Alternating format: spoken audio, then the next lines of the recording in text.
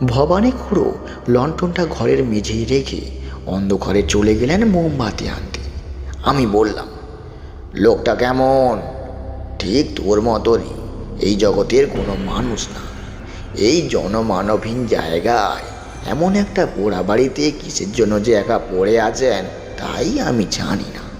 মানে বলল, চৌধুরীরা বোধহয় এই অঞ্চলে জমিদার ধরনের কেউ ছিলেন এককালে। এখন জমি নেই, জমিদারও নেই, লোকজন যারা থাকতো তারাও চলে গিয়েছে অন্য জায়গায়। শুধু পড়ে আছে এই বাড়িটা। ভবানী খুড়ো বোধহয় বাড়ির কেয়ারটেকার বা কেউ একটা হবে।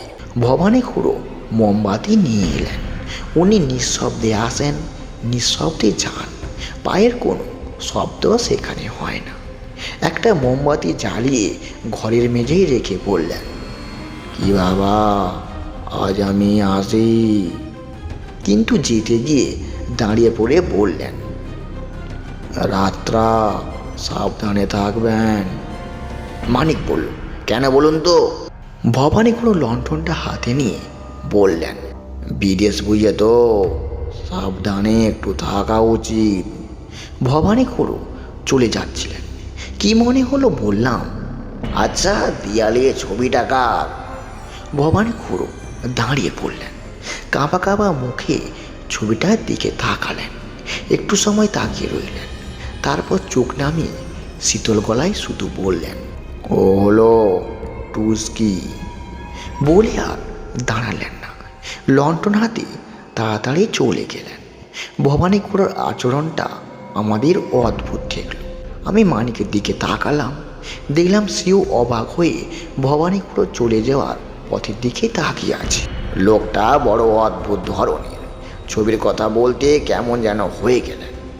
মানিক বলল, এরকম জায়গা, এরকম এক বাড়িতেই অদ্ভুত মানুষ ছাড়া আর কাকে পাবি বলতো? বাদ দে সব, ওসব ভেবে কি লাভ? আমাদের দরকার রাতের মতো একটা আশ্রয়, পেয়ে গেছি, ব্যাস, সকাল হলেই চলে যাব। বাইরের রাত তখন আরও নিঝুম হয়ে এসছে। মাঝে মাঝে আকাশে মেঘের ডাক ছাড়া আর কোনো শব্দ নেই। ঘরের মোমবাতির ক্ষীণ আলো শিখা থরথর করে কাঁপছে, এখনই বুঝি নিভে যাবে।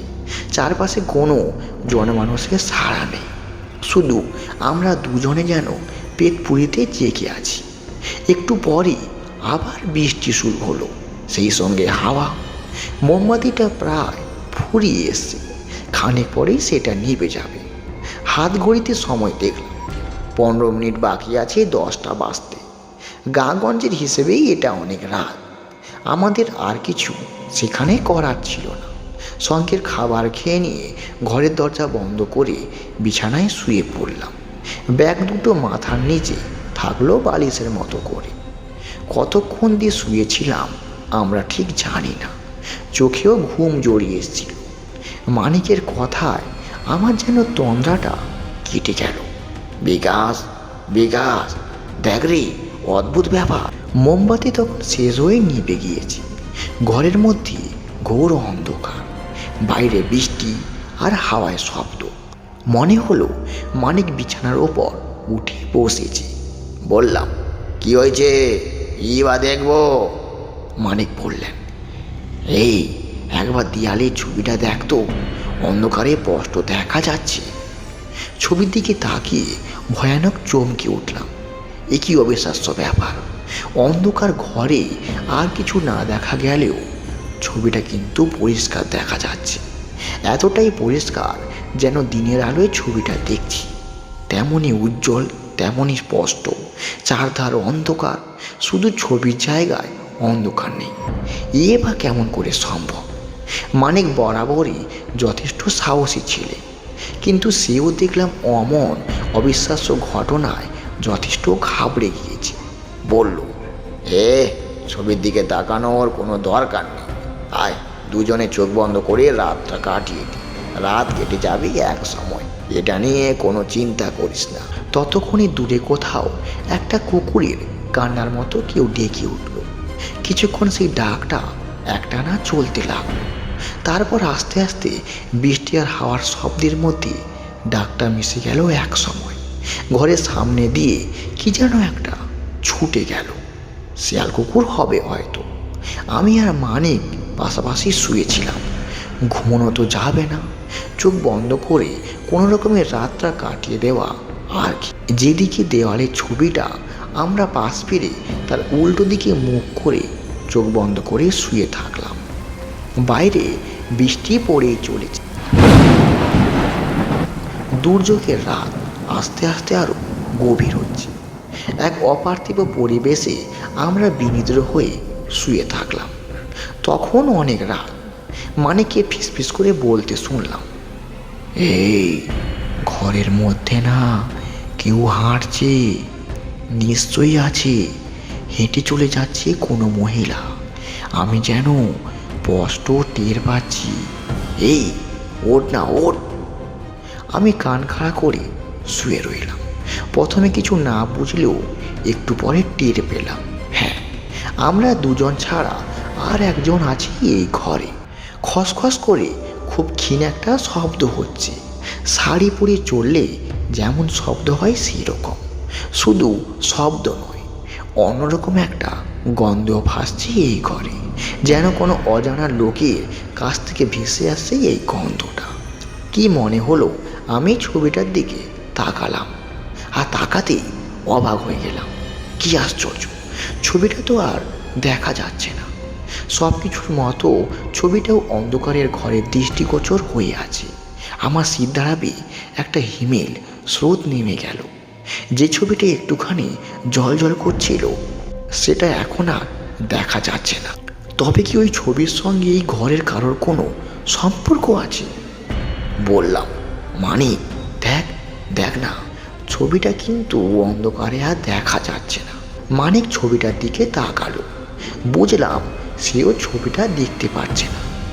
কাঁপা কাঁপা গলায় বলল, এরে, এ তো অদ্ভুত ব্যাপার, দাঁড়া টর্চটা জ্বালিয়ে দেখি।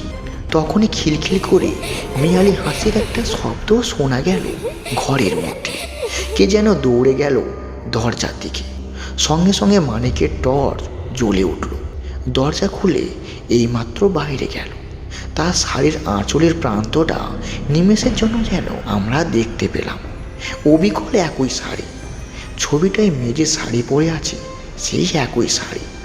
মানিকের টর্চের আলো আবার এসে পড়ল ছবিটার ওপর।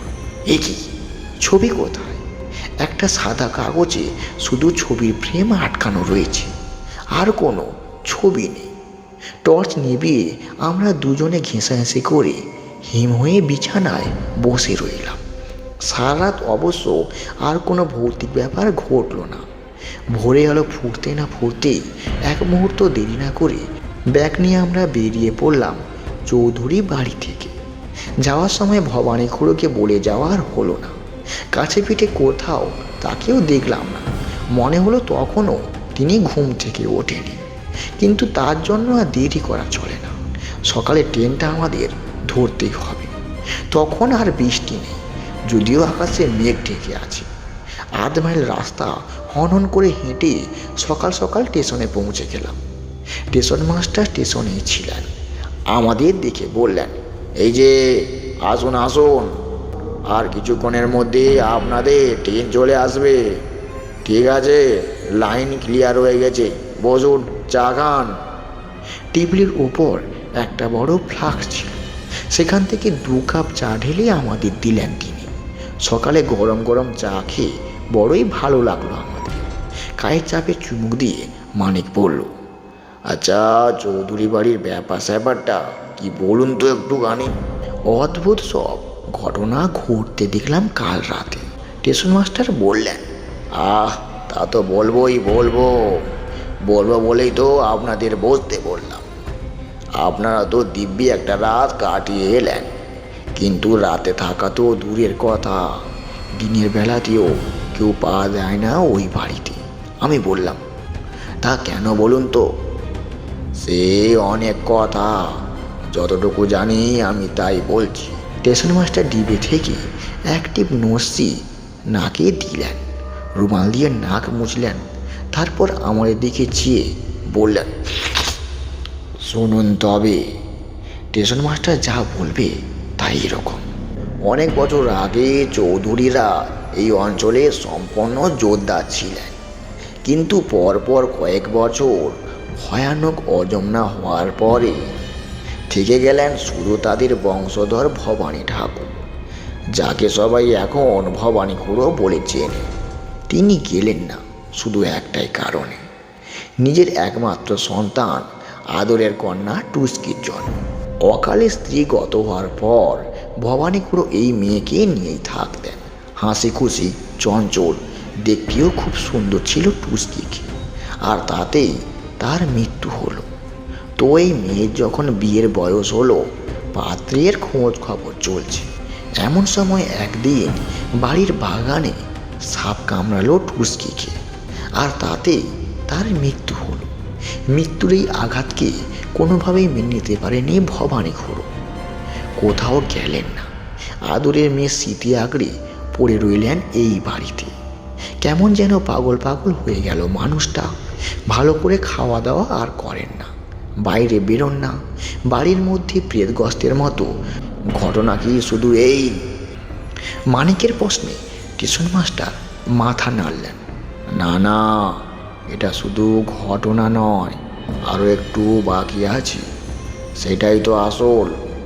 নিশ্চয়ই দেখেছেন, টুস্কির একটা ছবি আছে চৌধুরী বাড়ির একটা ঘরে।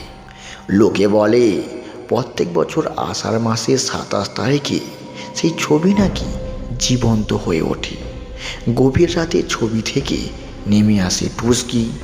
একটা আশ্চর্য ব্যাপার, সেই রাতে নাকি কাল ঘুম নেমে আসে ভবানী খুড়োর চোখে। অনেক চেষ্টা করেও সে জাগতে পারেন না। অনেক বেলা পর্যন্ত নাকি অঘরে ঘুমান। শোনা কথা সব, সত্যি মিথ্যা আমি ঠিক বলতে পারবো না। তবে ওই দিনই, মানে ওই 27শে আষাঢ়, টুস্কিকে সাপে কেটেছিল। চুক্তিতে একটা কথা আমার মনে এলো। বললাম, আরে আরে কাল বাংলা মাসের কত তারিখ ছিল? অদ্ভুত চোখে আমাদের দিকে তাকিয়ে টিউশন মাস্টার বললেন, 27, আষাঢ় মাসে 27 তারিখ। নিন, এবার তৈরি হয়ে নিন, আপনাদের ট্রেন এখনই এসে যাবে। এই ছিল আজকের দিনের একটা ছোট্ট সত্য ঘটনা। ঘটনাটা তোমাদের কেমন লাগলো ছোট্ট একটা কমেন্ট করে জানিও। ঘটনাগুলো ভাল লাগলে আমাদের সঙ্গে থাকতে ভুলো না। আমরা আসি প্রতিদিন রাত ঠিক 9টার সময় তোমাদের জন্য, তোমাদের নিত্য নতুন গল্প শোনানোর জন্য। তোমরা গল্প শুনতে চাইলে আমাদের চ্যানেলটা সাবস্ক্রাইব করে আমাদের সঙ্গে থাকো। ভালো থেকো, সুস্থ থেকো।